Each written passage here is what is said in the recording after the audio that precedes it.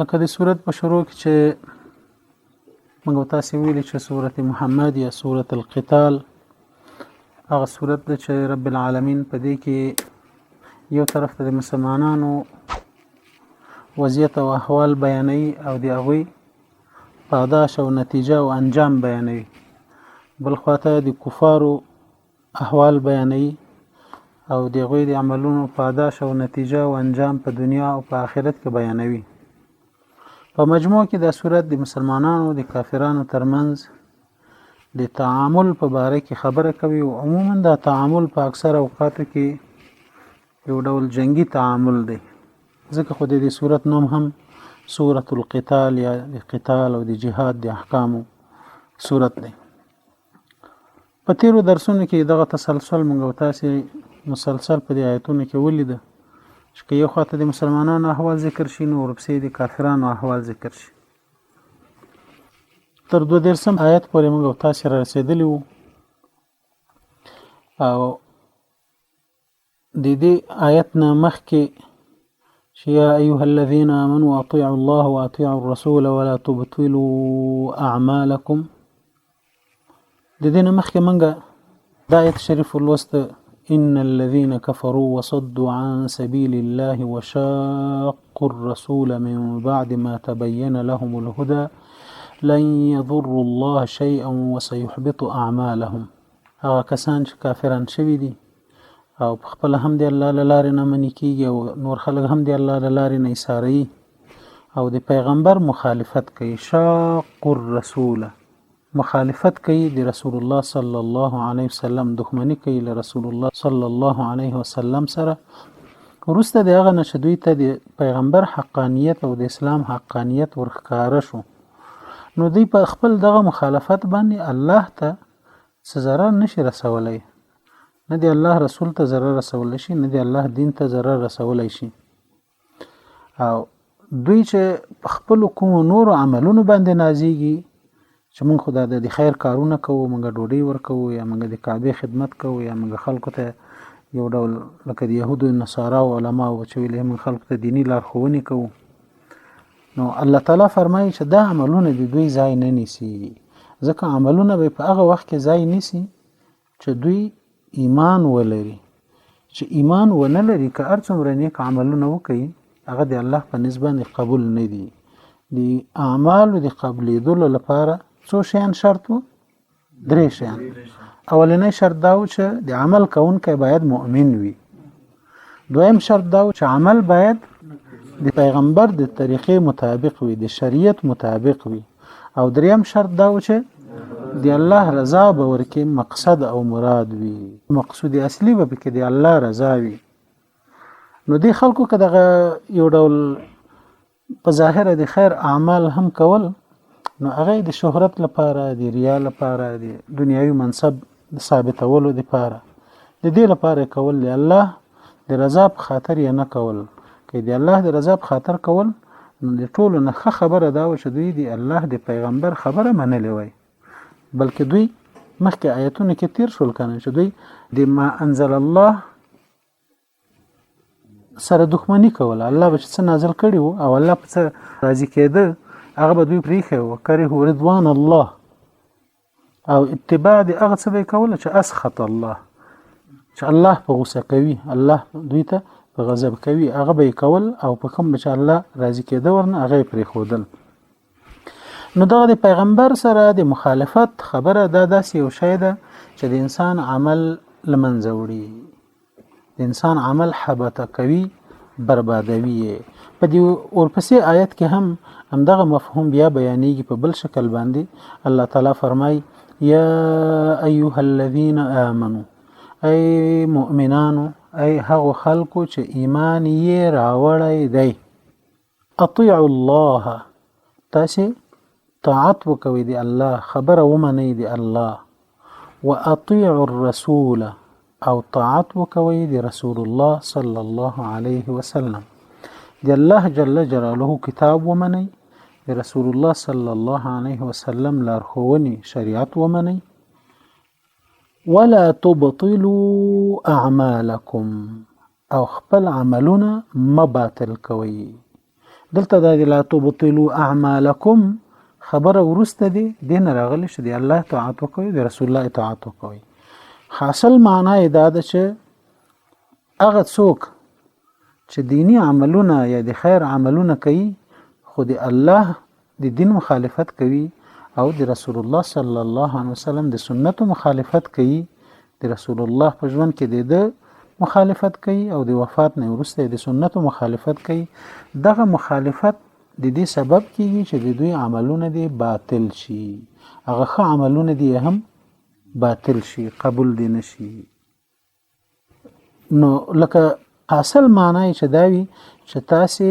مباطلوي خپل عملونه په مخالفت د الله او په مخالفت د رسول الله، مباطلوي خپل عملونه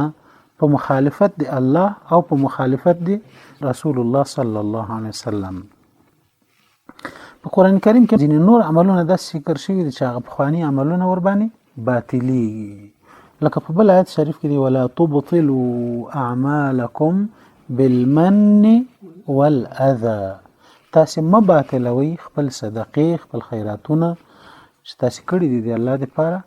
په احسان بارولو او خلکو ته په بار بار وریادولو چې ما تاسو د احسانونه کړي، ما تاسو سره دا کړي دي دا کړي. نو یو ور د ښه عمل وکاو چې صدقه دی ورکړه، وروسته بیا بل داسې یو عمل وکاو چې هغه ورکړي صدقه دی ور باندې باطله کړه، چې هغه څه شی و په خلکو باندې احسان بارول او ځان خودنه کول او خلکو ته بیا دغه په وریادولو تکلیف ورکول، طعنه او پیغور ورکول، نو په دې باندې هغه پخوانی کړی عمل باطلیږي. د دې آیت مفهوم هم دا ده چې که څوک نیک عملونه کوي هم خو چې د الله او د رسول الله صلی الله علیه وسلم مخالفت کوي نو هغه کړي عملونه یې باطلیږي.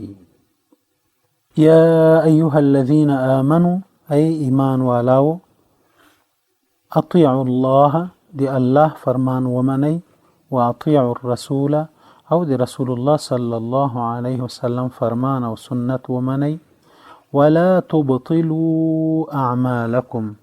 مباطلوي مل منځوړی اجر یې مباطلوي، تاسې د خپل عملونو په مخالفت دی الله او په مخالفت دی رسول الله باندې، یعنی دی الله د حکم په مخالفت او د رسول الله د حکم په مخالفت باندې. ورسته په بل آیت کې الله تعالی فرمایي چې هغه خلک چې کافران دي او د کفر په حالت کې ومري نو رب العالمین دی خلکو ته بخنه نه کوي. کفر داسې یو منحوس عمل دی چې رب العالمین بالکل د کفر عمل د شرک عمل دا نه بخي، او د کفر او د شرک سره یو نیک عمل هم فایده نه رسي. که یو سړی د کفر په عقیده باندې وي چې هر څومره د خیر کارونه وکړي، په ظاهره نیک کارونه وکړي، مسکینانو فقیرانو نادارو خلکو سره مرسته وکړي، دا د الله په نسبت قبول نه دی. الله تعالی فرمای ان الذين كفروا بشک هغه کسان چې کافران شوي دي وصدوا عن سبيل الله او خپل هم ځان منی کوي او نور بندگان هم دی الله لاره نه دی الله دی دین لمنلو او پیروي کولو نه منی کوي، ثم ماتوا بیا دغه خلق مړه شي وهم په داسې حال کې چې دوی کفار وي، یعنی په کفر باندې مړه شي، فلن یغفر الله لهم هیڅ کله به بخنه ونه کوي الله تعالی دوی ته. لکه په بل آیت شریف کې الله تعالی فرمایي ان الله لا يغفر ان يشرك به ويغفر ما دون ذلك لمن يشاء. الله تعالی بخنه نه کوي هغه چاته چې شرک کوي، کفر کوي، د کفر نه راښکته اعمال ګناهونه هغه رب العالمین چې اراده یې چاته وشي په خپل فضل او کرم باندې ورته بخي. خو کفر داسې یو منحوس او بد عمل دی چې هغه بالکل نه بخي، هغه چاته نه عفو کوي تر څو چې توبه ورنه نه وي ویستلي مسلمان شوی نه وي. نو الله فرمایي هغه خلک چې کافران دي او د الله له لارې نه ځان هم منې کوي او نور خلک هم منې کوي او ثم ماتوا او بیا دوی مړه شي وهم په داسې حال کې چې دوی کفار وي اسلام نه راوړی فلن یغفر الله لهم بالکل به الله تعالی بخنه ورته ونه کوي هیڅ کله به الله بخنه ورته ونه کوي فلا تهنوا دلته اوس په دې آیت شریف کې رب العالمین د مسلمانانو لارښوونه کوي او دا ورته وایي چې ګوري مسلمانانو تاسو خو له کافرانو سره په جګړه کې یاستئ په کافرانو سره په مخالفت کې یاستئ د تاسو دوی ترمنځ یو دایمي دښمني روانه ده هر وخت چلیږي په جنگونو کې به تاسو له دوی سره ښکیل کېږئ خو ګوري چې د کمترۍ احساس ونه کوئ ځان د دوی نه کم ونه ګڼئ او تاسو لخپل طرفه کافرانو ته د سولې پیشنهادونه دا ونه کوي ورته کافرانو ته د سولې پیشنهادونه کافرانو سره د روغې جوړې پیشنهادونه دا لخپل طرفه مکوي لکه رب العالمین چې مسلمانانو ته دا فرمایي چې که تاسو په ظاهري لحاظ قوي یاستئ او که کمزوري یاستئ خو په معنوي لحاظ تاسو د دوی نه لوړ یاستئ تاسو اوچت یاستئ د تاسو ایمان د تاسو عقیده د تاسو اخلاق د تاسو امت د تاسو ایمانی حیثیت دا د دوی نه پورته ده تاسو دوی ته غاړه مو ورکاږئ تاسو د دوی نه غاړه هسکه وړئ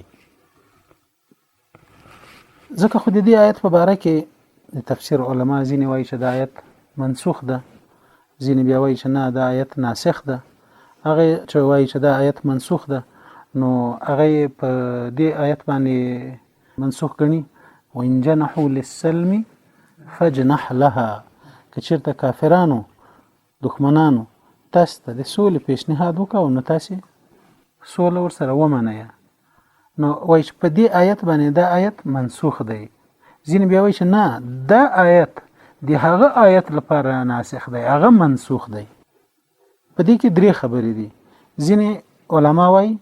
چې دا آیت چې تاسو کافرانو ته د سولې پیشنهاد مکوئ وای دا منسوخ دی په هغه آیت چې الله فرمایلی چې که دوی د ته پیشنهاد وکاو نو خیر تاسو سوله ورسره کوي خو د کافرانو سره سوله ګوري دایمي نه وي د کافرانو سره سوله او جنگ بندي دا موقتی وي د تل د پاره د کافرانو سره په سوله کې ژوند کول دا نشته ځکه بیا د مسلمانانو د کافرانو ترمنځ د مفاهیم او د عقاید یو ډول اختلاط راځي بیا ډیر هغه ولسونه چې له کافرانو سره په یو ډول سولې ژوند کې وسیږي تاسو به ګورئ چې ډیر زمانه تیریدل نو وروسته د دوی او د کافرانو لباس اخلاق د ژوند طریقه رواجونه رسمونه دا سره یو شی شي بالکل لکه په هندستان کې چې اوس تقریبا 200 میلیونه مسلمانان پراته دي د هندوانو سره مشترکه گزاره ده بازارونه سره مشترک دفترونه مشترک زندگی مشترکه فرهنګ مشترک د ژوند اخلاق یو ډول ورسره مشترک ماته یو چا قصه کوله وې زمې تر کار ورغلی وم هندستان ته ترمه مسلمان ده خو امغلته لوي شوی امغلته پښتون سړی وي وخت ورغلی وي اولادونه مغلته اردو زبان شوی دي او دیم وې زه ډیر کلونه ورسته چې دې په خاطر چې د پلار ورور مې دی پاسپورت او ویزه مې واخیستله ورغلم وې تر سره په مجلس کې ناستم او بس چې کله وتره د پورته کېدلو اراده کوله چې جګ شي ودرېږي نو بیا به وي داس په ځای دی چې یا الله وای جګېدلو په وخت کې تکیه وکوله داس رام رام رام رام رام رام اندوان خپل الہ ته رام وای خپل معبودانو ته رام وای او ما پرته چې کاکا د څه ته د خو د کافرانو خبره ته کوي ته خو د کفار معبود را بلې ولا بس بچي په ژبه باندې دغه خبره ناسه ټول خلک دغه رام رام وای زم دغه رام رام وای نو د کافرانو سره په دایمي سوله کې ژوند کول د عقیده اختلاط را منځته کوي نو ځکه خو الله تعالی د تل د لپاره کافرانو د مؤمنانو دښمنان معرفي کړي او دا ویلي چې شیطان او د شیطان پیروان دښمنان دي تاسو په دښمنۍ ونیسئ کافران د تل د لپاره د مسلمانانو دښمنان دي په دښمنۍ ونیسئ ضرور نه ده چې په جنگ کې ورسره ښکیل یاست دښمن یې وګڼئ خپل یې مګڼئ فرهنګ عقیده رسم و رواج اخلاق د ژوند بڼه دای پردی وګڼئ د تاسو د هغوی ترمنځ دي په دغه مجالاتو کې مشترکات نه وي نو ځینې علماو دا ګڼلي چې دا آیت شریف منسوخ ده په هغه آیت باندې چې الله فرمایي که چېرته دوی سولې ته رجوع کوله میلان درلوده نو تاسې سوله کوئ. په دې آیت کې منع شوې ده، په هغه آیت کې جواز ورکړل شوی ده. ځینې بیا وایي چې نه دا آیت ناسخ ده هغه آیت منسوخ کړی ده. خو راجحه خبره د علماو ترمنځ دا ده چې دا دواړه آیتونه په بیلو بیلو وختونو کې نازل شوي دي او دواړه په خپل ځای باندې محکم دي، دواړه په خپل ځای باندې صحیح دي، یو هم منسوخ نه ده. ولې؟ دا ځکه چې مسلمانان په خپل ژوند کې د مختلفو حالاتو سره مخ کېدونکي وي. کله به د سولې ضرورت پیښیږي په هغه آیت به عمل کوي، او کله به دوی غالب وي زورور به په سوله کې به تاوان وي، عقیدې ته به نقصان رسیږي، نسل ته اجتماع ټولنې ته یو جهادي حرکت یو سیاسي حرکت دې ته به نقصان رسیږي. نو ټینګار ته به ضرورت وي چې په خپل مبدا او په خپل عقاید او په خپل اصول او په خپل خبره باندې ټینګ پاتې شي او کافرانو ته داسې هسکه غاړه ولاړ وي تمایل لسول نه ورته خي. نو کله به دا حالت مناسب وي نو هغه کې په دې آیت باندې عمل کوي، او کله به په بل حالت کې چې مسلمانانو باندې یو ډول کمزوري وي یا مسلمانان په سوله کې د دین فائدہ ویني، په سوله کې د دین فائدہ ویني، مثلا د جنگ په درېدلو کې د دین فائدہ ویني، مسلمانان ډیر کمزوري شوي، مصارف ډیر شوي، جنگونو ستمانه کړي وي، نو دې ته ضرورت لري چې بیرته ځان سره راټول کړي، بیرته لږ زره منظم شي. نو په هغه حالت کې دې ته ضرورت لري چې په موقتی ډول باندې د کفارو سره سوله وکړي، هم جنگ بندي ور سره وکړي، نو هم تاوان به نه. نو حاصل دا شو چې دا آیت او هغه آیت په خپلو کې سره ناسخ او منسوخ نه دي او سره تضاد هم نه لري، هر یو په خپل ځای باندې درست ده، ځکه چې په بیلا بیلو وختونو کې په احکام باندې عمل کېدای شي. په ځینو حالاتو کې په دې آیت باندې عمل مناسب وي، په ځینو کې په هغه آیت باندې عمل مناسب وي. اوس راځي معنا ته، فلا تهنوا، تاسې مسستېږئ، سستی مکوئ، وتدعو الى السلم، او بلنه کوي تاسې سولې ته، یعنی په جنگ کې سستی مخ کار کوي، کافرانو ته غاړه مور ماتوي، د سولې پیشنهاد د تاسې له طرفه نه وي. وانتم الاعلون، داسې حال کې چې تاسې لوړ یاستئ، اعلون د اعلی جمع ده، تاسې لوړ یاستئ، که په مادي او عسکري لحاظ باندې لوړتیا لري او که نه لري، په ایمانی لحاظ، په اخلاقی لحاظ، په دینی لحاظ تاسې د دوی نه لوړ یاستئ، نو دا خپل لوړتیا وساتئ، هغوی ته یو ډول د سولې میلان مخ کار کوي. والله معکم، ځکه تاسې لوړ یاستئ، ځکه تاسې قوي یاستئ، تاسې ځکه د هغوی سره د سولې خواته رجوع مه کوئ چې الله د تاسې مل دی، الله له تاسې سره دی، الله له تاسې سره دی، الله تعالی د تاسې نصرت کوي، تاسې ته توفیق درکوي د دوی په مقابل کې. اوس دا ګوري موږ تاسې څونه لږ خلک یو، د کفار څونه ډېر راغلل، د هرې خوا نه راغله، اسیا نه راغله، اروپا نه راغله، افریقا نه راغله، امریکا نه راغله، استرالیا نه راغلل، تیارې راغلل، پوځونه یې راغلل، ټانګونه یې راغلل، اقتصادونه او پیسې یې راغلل، استخبارات یې راغلل، مامورین یې راغلل، فرهنګي مسؤلین یې راغلل، قسمه قسم په سلګونو په زرګونو مؤسسات یې راغلل، خو ټول ناکام سرماتې له دې ځایه روان دي، ډېرې لاړه او لږې پاتې دي. که موږ د دوی د سولې خبرې منلې وای نو په اول کال باندې به موږ ختم وو، بس دوی سره به یو ځای شوي وو او بیا به بس په دوی کې مدغم شوي وو، څو موده وروسته به ویلې شوي به وو، ذوب شوي به وو، ختم به وو، نه به هم جهاد وو، نه به هم جبهه وه، نه به هم علیحده مستقل ولس وو، نه به هم ایماني علو او برتري وه، ختم به وو. لکه تاجکستان مجاهدین چې وخت کې هجرت کړی و افغانستان ته، دې خواته راغلل، نو یو جهادي نسل پکې وروزل شو، د ایمان او د اسلام د عقیدې له مفاهیمو سره آشنا شول، ځکه دوی 80 کاله تقریبا د کمونیزم سوري لاندې تیر کړي و، هر څه ته هېر شوي و د نویو نسلونو نه، او ډېر پخوانیو خلکو اسلامي تعلیمات درلودل، خو دا کم چې د کمونیزم په وخت کې لوی شوي و هغوی له دین نه بیخي پردي شوي و، بیرته د هجرت او جهاد دا شیان ورسره تازه کړل. خو چې کله د حکومت سره سوله وکوله، تیر وتل، حکومت ورته ځان له غوندې نرم که، کفري حکومت دوی هم ورغله سوله ورسره وکوله،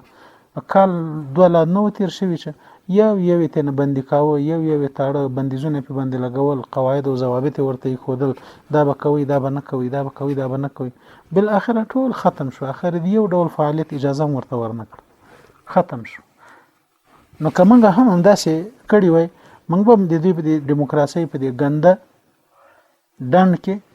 ورسره وګټه شوی او ماته به موږ غوپو کې دي دوی مردار رنگ به موږ هم اخیسته وو نه به دا تنکی ګلالي مجاهدین به نه به د خولي ګيري وي نه به د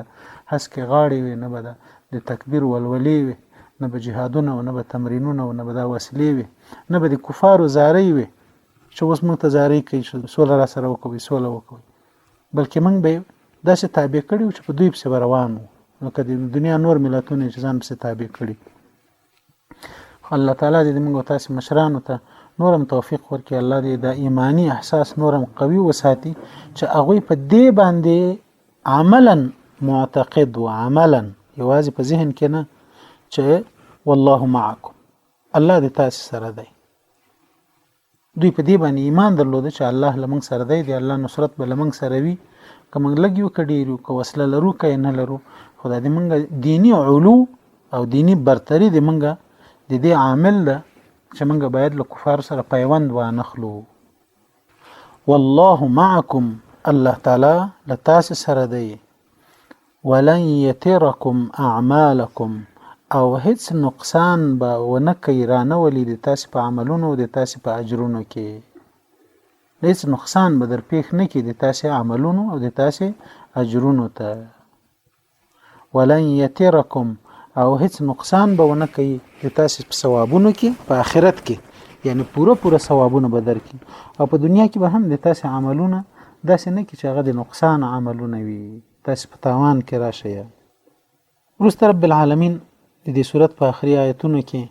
د دنیا حقیقت مسلمانانو ته انسانانو ته واضح کوي چې دا دنیا داسې شی نه ده چې تاسو د خامخا زړه ور پورې وتړئ او د دې دنیا په خاطر د عقیدې د ایمانیاتو او د دین د احکام په سر سودا وکوي لغه د تیر شي او د دنیا د راټینګ کوي دنیا یو مشغله ده یو لوبه ده په حقیقت کې د دنیا د آخرت لپاره د عمل یو ځای ده خو ځینو خلکو دا هدف ګڼلی ده او د دنیا به هغوی له ځان سره مصروف کړي دي الله تعالی فرمایي انما الحیات الدنیا بشکه دغه ژوند نږدې دغه د دنیا ژوند الحیات الدنیا دا الدنیا چې ده دا ګوري صفت ده د حیات لپاره دا مضاف او مضاف الیه نه دي چې سړی وایي د دنیا ژوند بلکې دا الحیات الدنیا دا الدنیا صفت ده د څه لپاره د الحیات لپاره دنیا د ادنا مؤنث ده او ادنا نږدې ته وایي دنیا مؤنث ده دا نږدې ژوند چې دغه د دنیا ژوند ده دا وایي څه شی ده لعب دا لوبي دي ولهو او لهو ده اوس علما د لعب او د لهو فرق څنګه کوي وی لعب څه شتوي او لهو څه شتوي لعب وای دی توي چې یو کار دی نه سمدستي وسته څه ګټه شته او نه ورسته ته څه ګټه شته مازی مصروفیت دی خو نور شیانو ته تاوان نه رسي نته نور عبادتو ته نور کارونو ته د تاوان نه رسي لکه عادتا د لوبي کول یو څه فائدہ په باندې دونه ډیره مرتبه نه ده خالی وخت په باندې ډکیږي خالی وخت په باندې مصروف وي د علم اضافه پکې نه راځي د دولت اضافه پکې نه راځي د ثواب او د اجر اضافه پکې نه راځي یو اقتصادي اضافه پکې نه راځي ځان مصروف اول وي مازه دته وای لعب وای خو هغه څه چې فائدې هم نشته خو نور اعمال ته تاوان رسیږي عبادت په باندې خرابېږي اخلاق په باندې خرابېږي عقیده په باندې خرابېږي دینی احکام ته په باندې تاوان رسیږي نور مسلمانانو ته په باندې تاوان رسیږي هغه بیا لهو ده نو د لهو بدی د لعبنا زیاته ده د لعب بدی د لهو نه کم ده ځکه په کې دین ته تاوان نشته مازه د دنیا یو تاوان دی پکې د وخت بے فائدې تیرول دي دې ته لعب وایي. خو په کم باندې چې بیا دین ته تاوان رسیږي او د ژوند نور جوانبو ته ور باندې تاوان رسیږي هغه بیا لهو ده. انما الحیات الدنیا دغه نږدې ژوند لعب دا لوبې دي ولهو او اسې مصروفېدل دي. وان تؤمنوا خو که چیرې تاسې ایمان راوړئ وتتقوا او د تقوا لاره اختیار کړئ. ایمان راوړئ مقصد دا چې تاسې په د خپل راوړي ایمان ټینګ پاتې شئ. ځکه مخکې خطاب شوی د مؤمنانو ته کنه را روان ده خبره ټوله یا ایها الذین آمنو کې خبره را روانه ده. نو ایمان خو یې مخکې راوړی ده ځکه الله د آمنو خطاب ورته کړی ده. دلته بیا ورته وایي چې تاسې که ایمان راوړئ نو مقصد دا نه ده چې له سره بیا ایمان راوړئ بلکې په راوړي ایمان باندې ټینګ پاتې شئ مضبوط پاتې شئ او ایمانی کارونه او ایمانی روش او ایمانی حالاتو ته دوام ورکړئ لدې وانه وړئ په دې باندې ټینګ پاتې شئ. وتتقوا او تاسې د تقوا لاره اختیار کړئ د الله نه وویریږئ او د شبهاتو د شکمنو د داسې کارونو نه چې په هغه کې تاسې تقوا ته تاوان رسیږي دغې نه ځان وساتئ لرې شئ د شکمنو کارونو نه د مشتبه کارونو نه هم لرې شئ. یؤتکم الله به درکړي تاسې ته اجورکم د تاسې اجرونه ولا یسألکم اموالکم الله تعالی د تاسې مالونه له تاسې نه نه غواړي. دا آیت د وروستي آیت سره هم تړاو لري. معنا یې دا ده چې رب العالمین کله تاسې نه مالونه غواړي تاسې ته وایي چې زکاتونه ورکوي تاسې ته وایي صدقات ورکوي تاسې ته وایي تاسې انفاق فی سبیل الله وکوي د جهاد او د مجاهدینو خرچه په غاړه باندې واخلئ. دا الله تاسې نه مال نه غواړي د خپل ځان لپاره بلکې دا تاسې نه مالونه د تاسې د بهبود او د فلاح لپاره غواړي. په آخرت کې به درته اجر درکړي او په دنیا کې دغه مالونه چې تاسې مصرفوي په دې باندې به د تاسې ازادي تامین شي په دې باندې به د تاسې سرونه لوړ شي په دې باندې به د تاسې د دین او د دنیا حفاظت وشي په دې باندې به تاسې د دښمن له شر نه بچ پاتې شي. او که چیرته تاسې مالونه نفقه نه کوي فی سبیل الله په جهاد کې خپل مال ونه لګوي بخل ور باندې وکوي نو مجاهدین به نه وي وسلې به نه وي جبهات به نه وي جهاد به نه وي دفاع به نه وي کافران به راشي مسلط بشي در باندې او بیا به د تاسې دین ته نقصان ورسوي د تاسې ژوند باندې به محدودیتونه وضع کړي تاسې به د غلامانو د مزدورانو په حیث باندې بیا استعمالوي د تاسې دیني ازادۍ به له منځه یوسي. لکه په دې منځنۍ اسیا هېوادونو کې چې کله جهاد ونه شو مسلمانان په داسې وضعیت کې وو چې جهاد یې ونه کاوه د تاجکستان او ازبکستان او قرغیزستان او قزاقستان او ترکمنستان او آذربایجان او چچنستان او انګوشیا تتارستان او د سیمې شورویانو روسانو چې ونیولې به شوروي اتحاد ورکه جوړ کړ. خلکو جهاد ته آمادګي نه درلوده وضعیت داسې و چې مسلمانان وخت په وخت د خانانو او ملکانو او د بیکاره پادشاهانو د تسلط لاندې اوسېدلي وو نه په ولس کې جهادي روحیه موجوده وه او نه په نظام کې یو جهادي ترتیب او بندوبست موجود و. روسان راغلل د وطنونه یې ونیول چې ونیول نو بیا په مسلمانانو باندې داسې سختۍ راوستې چې اول کار چې وکړه هغه ده چې د مسلمانانو په لسګونو زره مساجد دای بند نه یوازې دا چې مسجدونه بند کړل بلکې د مسجدونو نه طبيله خانې جوړې کړې. د مسلمانانو مسجدونه به واخیستل یو ور به بندیز ولا حکومت چې څوک نور مسجد ته نشي تللی مسجد به کمونیست حزب په خپل کنټرول کې ونیو نو بیا به یا به د مسجد نه ډیپو جوړ کړه یا به دولتي اسونه پکې ساتل الته طبيله به تنه جوړ کړه او یا به الته یو کمیونټي سنټر یا یو اجتماعي مرکز جوړ کړ چې په کې به دوی کانفرنسونه سیمینارونه او د موسیقي او د شرابخوري او د ساتيري ځایونه د ځوانانو د الکانو د پیغلو د سره یو ځای کېدلو راجمع کېدلو ځایونه دغه ته نه جوړ کړل. د مسلمانانو مساجد بند کړل ورنه مصادره کړل په مسلمانانو باندې بندیز ولګاو چې د جماعت مونږ بنه کوي په مسلمانانو باندې بندیز ولګاو چې څوک به روزه نه نیسی په رسمي دوایرو کې او په مکاتبو کې مکتب کې به چې د روزي په میاش کې اوله به چې معلم یا معلم را نه وته نو په یو کوزه کې په یو جک کې یو شي کې به اوبر اخیستي د درس د شروع نه مخکې ماته په خپل تاجکستانیانو مشرانو د قصې را توکول چې کله دوی افغانستان ته مهاجر شوي په کندوز کې په خان آباد کې د دوی یو کمپ قومندان امیر ورته جوړ کړی و، دوی به امیر آباد باله. په باغ شرکت کې د دوی یو کمپ په ګورتېپې خواته، او یو کمپ د دوی په تخار د پنبې په دې شرکت کې و، یو په مزار کې د دوی کمپ و. نو په دې کمپونو کې موږ د دوی سره د تعلیم او تربیې په مجال کې مجاهدینو په حیث باندې خدمت کاوه، د دوی بچیانو ته به هم دین ورښوده. نو دوی به بیا کیسې راته کولې چې کله به اوله معلم راننوته، نو د درس د شروع نه مخکې به یو په ټولو بالغو هلکانو باندې مسلمانانو په بچیانو په دوه باندې به یې اوبه وڅکلې په زوره چې روژه یې ماته شي، یعنې که چا پټه روژه نیولې هم چې روژه یې پاتې نه شي. د ګیرو په پرېښودلو باندې بندیز ولګېده، حج ته په تلو باندې بندیز ولګېده. کمونیزم د توپک او د زور او د زندان په ذریعه باندې په خلکو باندې عملي کړ. علما یې ووهل، ویې ټکول، بندیان یې کړل، په سکروټو یې کېنول. علما به یې داسې کړل چې وبینول او بیا به په دوه داسې څرخونو پورې وتړل چې دا یو څرخ به دې خوا حرکت کوو، یو څرخ به دې خوا حرکت کوو.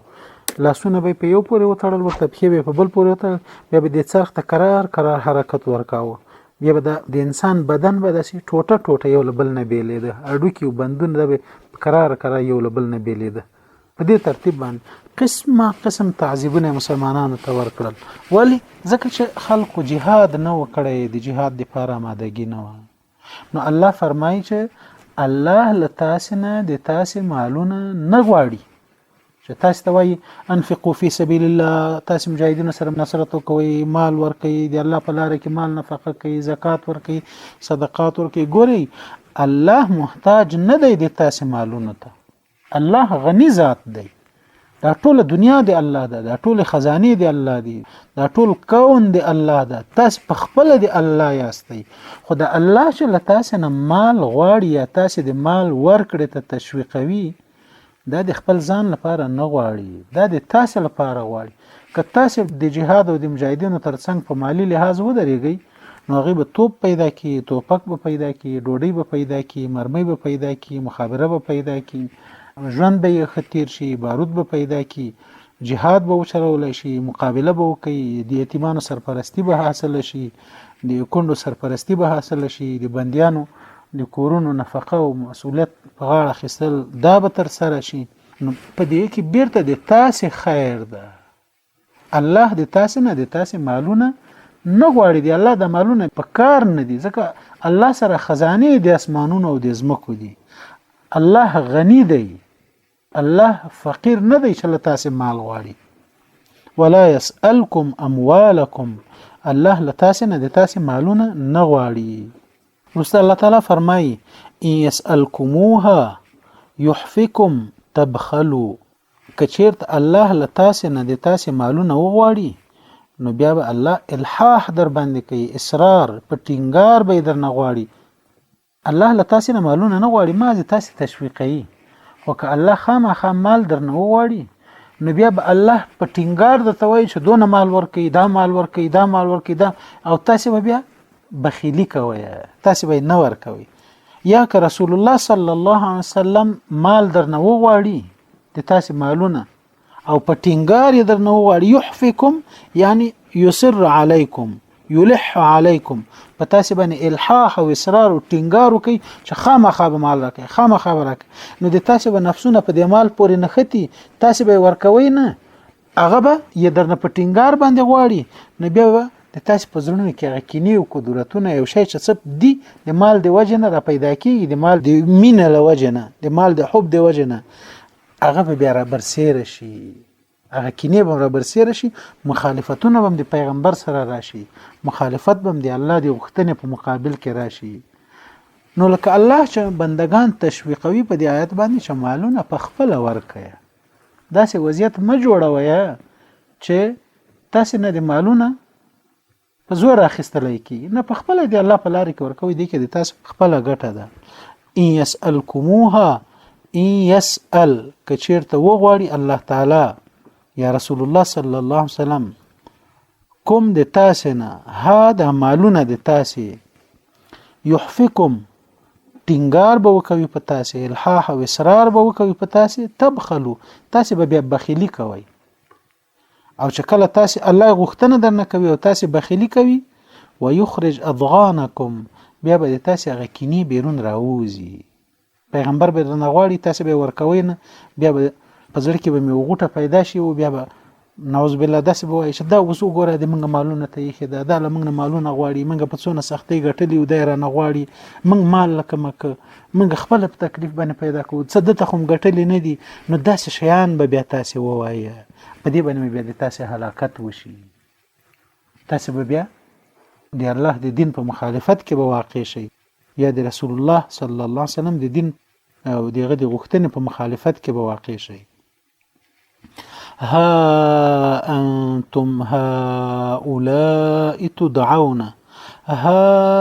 انتم اي خلقو تاسي هؤلاء هغه خلق یاستئ تدعون چې بللای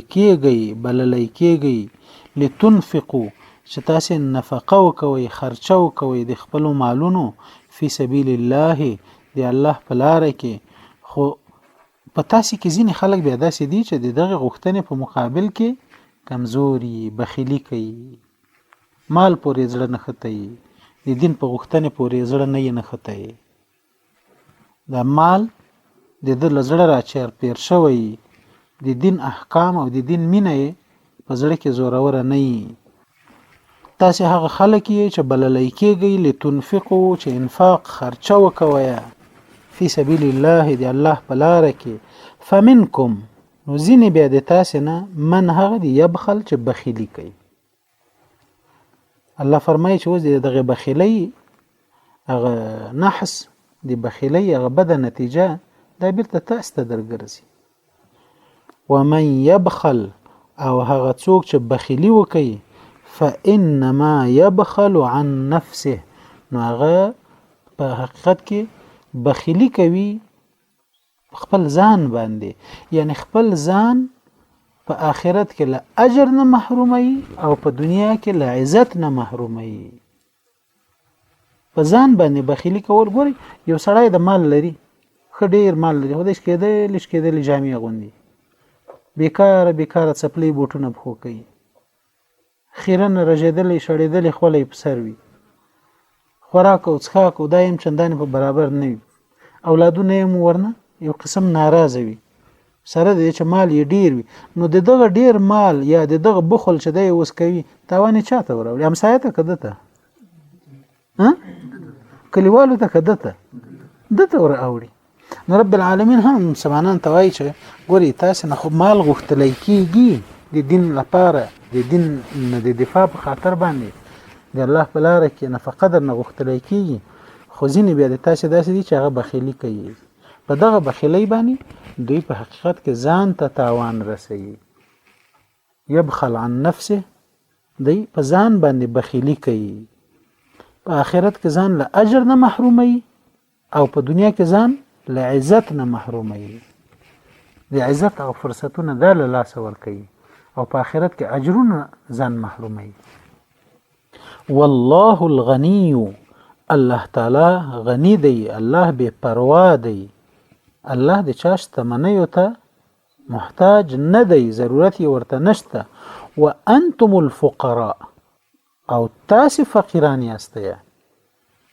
تاسو الله ته فقیران یاستئ تاسو دی الله رحم و کرم ته فقیران یاستئ تاسو دی الله مال ته فقیران یاستئ تاسو دی الله له لوري ژوند ته فقیران یاستئ تاسو دی الله له لوري صحت ته فقیران یاستئ په هر څه کې تاسو الله ته محتاج یاستئ الله د تاسو مال ته ضرورتمن نه دی چې له تاسو غواړي بلکې کله تاسو نه مال غواړي د دین د نصرت لپاره نو دغه په دنیا کې هم فائدہ د تاسو ده چې ازادي ده عزت ده سرلوړي ده امنیت ده د کفارو د ظلم او د زور نه خلاصي ده او په آخرت کې د تاسو لپاره اجرونه دي جنتونه دي ویالې دي نهرونه دي شراب دي شیدې دي عسل دي پاکي اوبه دي حور دي تختونه دي نعمتونه دي میوې دي من کل الثمرات د هر قسمنا د دې په بدل کې هغه درکوي درته نو په حقیقت کې تاسو وږي یاستئ تاسو محتاج یاستئ تاسو کمزوري یاستئ الله د تاسو مالونه څه کوي چې له تاسو غواړي لکه يهودانو به ویل ان الله فقير ونحن اغنياء الله فقیر شوی موږ نه مالونه غواړي موږ خو غنیان یو الله نادار ده فقیر ده دا څنګه ده الله غنی دی والله الغنی الله تعالی غنی دی وانتم الفقراء او تاسې فقیران یاستئ نادار یاستئ وان تتولوا کچېرې تاسې د دې دین له نصرت نه مخ واړوئ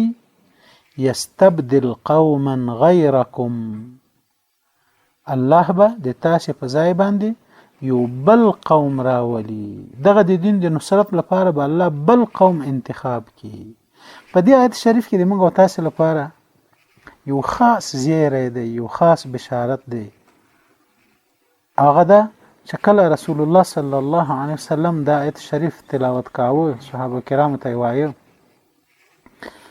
چې کچېرې تاسې د دین له نصرت نه مخ واړوئ نو الله به د تاسې په ځای یو بل قوم د دې دین د نصرت او د دفاع لپاره انتخاب کې هغوی ته به د افتخار ورکي او هغوی به بیا د تاسې غوندې نه وي بلکې هغوی به ځان مال هر څه له دې دین نه قربانوي چې دا د بل قوم خبره یې وکوله هغه صحابه کرام حیران شول چې و یا رسول الله دا به نو څوک وي چې دا بل قوم که موږ مخ واړو نو الله به د عزت بل چاته ور په برخه کې د دین پاسداري او د دین نه دفاع دا به الله بل چاته ور په برخه کې هغوی به خپل مالونه نفقه کوي وی دا بل قوم به بیا څوک یا رسول الله د رسول الله صلی الله علیه وسلم ترڅنګ سلمان فارسی رضی الله عنه ناست د سلمان فارسی رضی الله عنه په شای ټپ ورک یا دغه ورنی ورته وټاپاو وی د قوم به کوي د صحابه کرام یا مفسرین به د دې تعبیر او تفسیر او ترجمه داسې کوي وی چې د عرب په ځای به عجم د خراسان خلق د فارس خلق د خراسان خلق چې په هغه وخت دا ټوله سیمه د فارس د تسلط لاندې و ټوله فارس یادېدله که افغانان دي دا سیمه که دا څومره قومونه چې په دې سیمه کې دي دې ټولو ته به په هغه وخت کې فارس ویل ځکه د افغانستان دا نوم خو ډېر وروستی دی بیا که نه د خراسان نوم هم وروستی ده نو دا ټوله د فارس سیمه یادېدله نو رسول الله صلی الله علیه وسلم ورته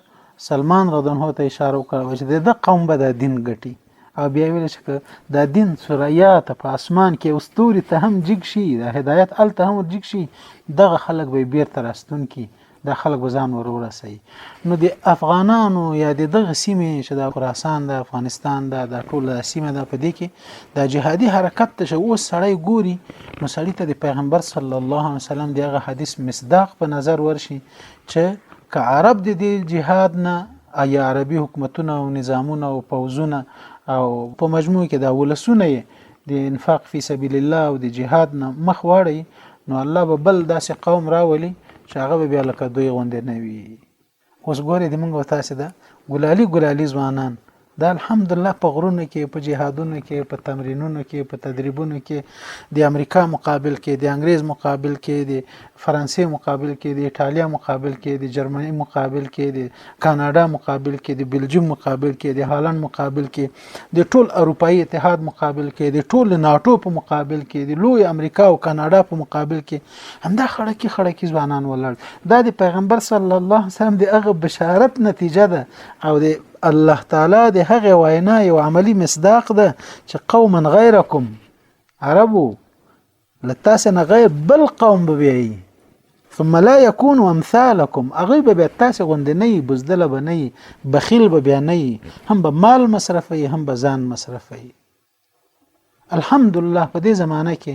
دغه بشارت او دغه مصداقیت رب العالمین د دې سیمې ولسونه ته په نصیب کړی ده د ټول دنیا خلکو د امریکا او د غرب په مقابل کې سر ټیټ کړی ده پرې وتلې دي ورته نظامونه حکومتونه سیاستونه تنظیمونه احزاب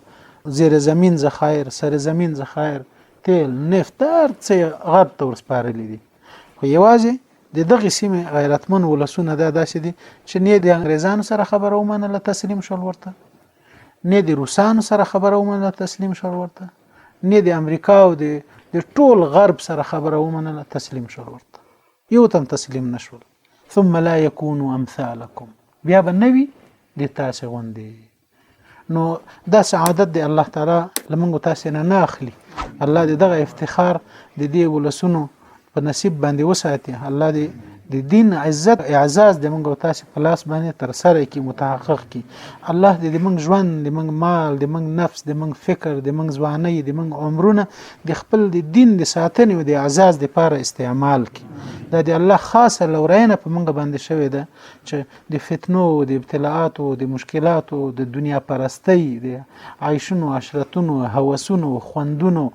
گمراهی او فحشا او په دې زمانه کې د تاسو نه ګلالي ځوانان له کورونو راوستل دي او د دین د اعزاز د لارې ته رب العالمین راوستل دي، ټوپک په لاس دی او د دین د اعزاز لپاره راوتل دي، د قرباني ډګر ته ولاړ دي، د استشهاد ډګر ته ولاړ دي. دا هغه بشارت دی چې په دې آیت کې ورته اشاره شوې ده او رسول الله صلی الله علیه وسلم د سلمان رضی الله عنه ته اشاره وکړه او هغه به د دقه هم وي چې تاسو باندې به بیانې او د دین ساتنه بکې، د دین نه بیا ځان قرباني. وان تتولوا او کچیرته تاسو اعراض وکوي، مخ واړوي د دین په لار کې د انفاق نه او د دین د ساتنې نه، په دین باندې د قرباني دلونه، یستبدل قوما غیرکم، الله به د تاسو په بدل کې راولي یو بل قوم، ثم لا یکونو، بیا به نوي هغوی امثالکم د تاسو په څیر، هغوی به بیا مالم مصرفي، ځان به مصرفي، په دین باندې بغیرت هم کوي، بخیلی به هم نه کوي، د آخرت نعمتونو ته به هم شوق وي، جنتونو ته به هم شوق وي، په دنیا پورې به زړه تړلی هم نه وي، که لږ لري که ډیره لري د الله په لاره کې به مصرفوي، نفقه کوي به، او بخل به له ورکړې نه، له انفاق فی سبیل الله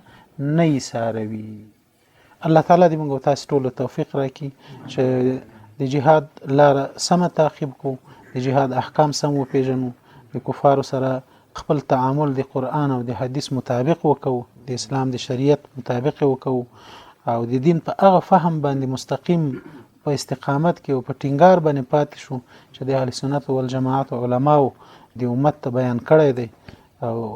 رب العالمین دې موږ تاسو د فتنو نه، د ابتلاءاتو نه، د مشکلاتو نه، د سختیو نه، د خویدنې نه وساتي. الله دې موږ تاسو عبادتونه قبول کړي. د موږ تاسو د سورته محمد ترجمه او تفسیر او لغوند وضاحتونه په دریو درسونو کې واخیستل، نو تاسو کوشش وکوئ چې یو ټکی نیم داسې وي چې سم سر باندې نه خلاص شوی، مسلسل د علماو نه پوښتنه وکوي، بل وخت پوښتنه وکوي. پښتو قرآن کریم ته ترجمه لري، فارسی ترجمه لري، هغه ته په خپل رجوع وکوي، د علماو نه پوښتنه کوي، وخت په وخت باندې د هر آیت او حدیث په اړه باندې د علماو نه پوښتنه کوي، ځکه د موږ تاسو فکرونه او فهمونه د قاصر دي، لنډ دي، نه یې شو درک کولای. علم هم ډیر نه ده کنه، ځوانان موږ اکثر جهاد او جبهات او جنگ او ټوپک او د مصروف ساتلوي د مدارسونو او د کتابخانونو. نو ښه خبره ده چې علماو سره په پیوند کې اوسېږي، په رابطه کې اوسېږي، د دین په اړه باندې هر وخت د علماو نه پوښتنې کوي، ځان علماو ته محتاج بولئ، هغوی خپل مشران او پیشوایان وبولئ، د هغوی په مقابل کې مه درېږئ، بلکې د هغوی لاسونه شئ، د هغوی وزیران شئ، د هغوی ملاتړي شئ، د هغوی ترڅنګ ودرېږئ، د هغوی خدمتګاران او عسکر شئ. نو بیا به دینی راهنمایي به هغوی کوي درته او خدمت کوي، تاسې ورته ولاړ یاستئ، په اتفاق او اتحاد باندې به د دې ولس چارې په مخ باندې ځي. سبحانك اللهم وبحمدك أشهد أن لا إله إلا أنت أستغفرك وأتوب إليك. بسم الله الرحمن الرحيم. الحمد لله والصلاة والسلام على رسول الله وعلى آله وأصحابه ومن والاه ومن تبع سنته إلى يوم الدين أجمعين، وبعد. اللهم إنا نسألك الهدى والتقى والعفاف والغنى، اللهم إنا نسألك رضاك والجنة ونعوذ بك من سخطك والنار. اللهم إنا نسألك الهدى والتقى والعفاف والغنى. اللهم انصر الإسلام والمسلمين في كل مكان. اللهم اشف مرضانا وفك عن أسرانا واغفر لموتانا وأعل راياتنا وأقم لنا دولة الإسلام واحفظنا من الفتن يا كريم يا منان. وصلى الله على خير خلقه محمد وعلى آله وأصحابه أجمعين. فجزاكم الله خيرا.